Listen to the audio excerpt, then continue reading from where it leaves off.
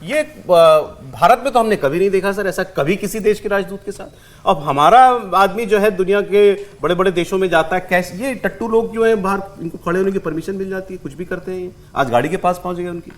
नहीं, इन लोगों ने पहले भारत के उच्चायोग पर तिरंगा झंडा तक उतारा था, पत्थर मारे, आग लगाई थी और वो किया था उस समय। और वहाँ एक बहुत बड़ा इकोसिस्टम है। आप देखें कि लंदन के जो मेयर हैं वो और बाकी सब निकल के सड़कों पर उतरे थे भारत के विरुद्ध।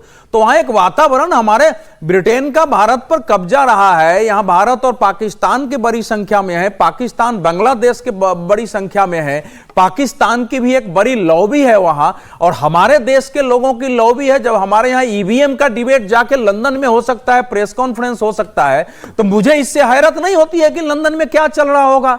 जब कृषि कानून विरोधी आंदोलन का टूलकिट बनाने के लिए कनाडा और लंदन में बैठक हो सकती है, वहां से जुड़ सकते हैं, तो हैरत नहीं है। लेकिन मैं अपने यहां की भाषा में कहूंगा कि जब मतलब गीदड़ की मौत आती है ना, तो वो शहर की ओर भागता है जहां शेर उसको खाता है।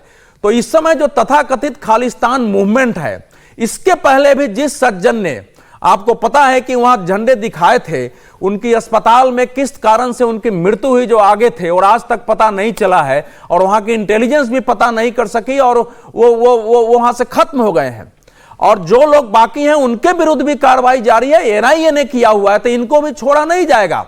लेकिन इस समय नए सिरे से खालिस्तान मूवमेंट को लगभग 2017 के आसपास से जीवित करने की कोशिश हुई, इनकी पराजय हुई। 2020 में एक जनमत संग्रह की बात की थी, उसमें पराजय हुई। भारत ने कठोर स्टैंड लिया, ब्रिटेन को स्टैंड लेना पड़ा। अब आगे देखते हैं क्या होता है। लेकिन यह असहनीय है, ये राजनयिक जो अंतरराष्ट्रीय वियना संधि है, ये वियना संधि का उल्लंघन है। ये अभिव्यक्ति की स्वतंत्रता नहीं है, उसके नाम पर किसी भी देश के नेता को, आप तो राजदूत की बात कर रहे हैं, ये हमारे कैबिनेट मिनिस्टर हैं, ये एग्जैक्टली कैबिनेट मिनिस्टर हैं। इनको सुरक्षा देना, इनके साथ सभ्य व्यवहार होना, वियना संधि के नियमों का पालन करना ब्रिटेन का दायित्व है।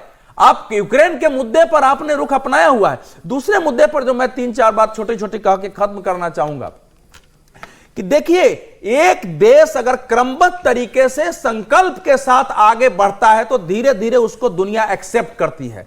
पहले भारत की बात को दुनिया एक्सेप्ट नहीं करती थी क्योंकि हम उस रूप में बोल नहीं रहे थे। अब आप चरणबद्ध ऐसे स्टेप उठाए हैं कि पाकिस्तान के पास न्यूक्लियर बम है, अगर हमने किया तो वो तो अटैक कर देगा, एक मिथ बना हुआ था। 2 घटनाओं ने, सर्जिकल स्ट्राइक और बम्बार्डिंग ने उसको ध्वस्त कर दिया है। अब जो इन्होंने कहा है वो 370 हटाना, वहां विधानसभा करना, फिर विकास करना, केवल उसमें एक पार्ट छूट गया था कि पाकिस्तान से आने वाले आतंकवादियों को कंप्लीट रूप से रोक देना, उनको एनिहिलेट करना। उसके लिए पाकिस्तान के साथ जो कुछ करना है करेंगे, उसके बाद पीओ के हमारा हिस्सा अपने आप हो जाएगा। इन बातों को गंभीरता से लिया जाए। नहीं, ये लगातार एक दुनिया में वातावरण बनाया जाता है ये बोल के कि किसी का क्या रिएक्शन। एक कमेंट ये खालिस्तान वाली खबर पर सर याद आ गया, हमारे यहाँ बड़ी चर्चा होती है तुष्टीकरण और अपीसमेंट की। इन सरकारों की क्या मजबूरी है ऐसे तत्वों को अपीज करना? मुझे अभी रमजान शुरू हुआ, अभी ट्रंप ने क्या बोला कि हम ये सब जो कुछ वो कर रहे हैं अपनी इमिग्रेशन पॉलिसी के साथ ताकि हम यूरोप ना बन जाएं। यूरोप में क्या हुआ, इमिग्रेंट्स को एक प्रॉब्लम के तौर पर देखा जाने लगा है कई सेक्शंस में।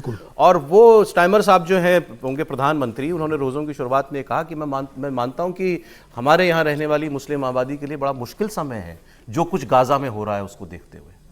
ये स्टेटमेंट है उनका। देखिए, वही है, वो भी अपनी डोमेस्टिक पॉलिटिक्स कर रहे हैं। स्टारमर साहब जो है, उनको भी लगता है कि जो इंग्लैंड में रहने वाले मुस्लिम्स हैं उसमें पाकिस्तानी भी हैं, हिंदुस्तानी भी हैं, बांग्लादेशी भी हैं, या और अरब देशों की भी मुसलमान काफ़ी, तो वो उनको एड्रेस कर रहे हैं। खालिस्तान वाले मामले पे सौरभ ऐसा है कि आज से नहीं है। जगजीत सिंह चौहान, जिसको माना जाता है वो खालिस्तान के आइडिया का जनक है था, उसको शरण कहाँ मिली थी? इन्हीं देशों में मिली थी, अमेरिका, कनाडा। पूरा खालिस्तान की फंडिंग, खालिस्तान का पूरा जो है डिज़ाइन, सब कुछ इन्हीं देशों का, कनाडा, इंग्लैंड, ऑस्ट्रेलिया, आपका ये अमेरिका, और बाकायदा लगातार होता रहा। इसलिए मैं कह रहा हूँ कि कोई नई बात नहीं हो। वहाँ पर ये देश, देखिए, ये जो पश्चिमी देश हैं, इनको, इनकी पूरी राजनीति समझिए। ये बड़े सलीके से एक तरफ आप से दोस्ती हाँ, और व्यापार समझौता, पूरा ऐसा लगेगा कि आपके लिए बिल्कुल बहुत कुछ कर रहे हैं, लेकिन साथ में पीछे आपकी चिकोटी भी काटते रहते एक लिवरेज रखते हैं। हैं। लीवरेज, ऐसे तत्वों को शरण देते रहते हैं डेमोक्रेटिक राइट्स के नाम पर कि जो आपके लिए सरदर्द बने। आप पन्नू को देख लीजिए, कहाँ है वो, ये सारे लोग अभी भी।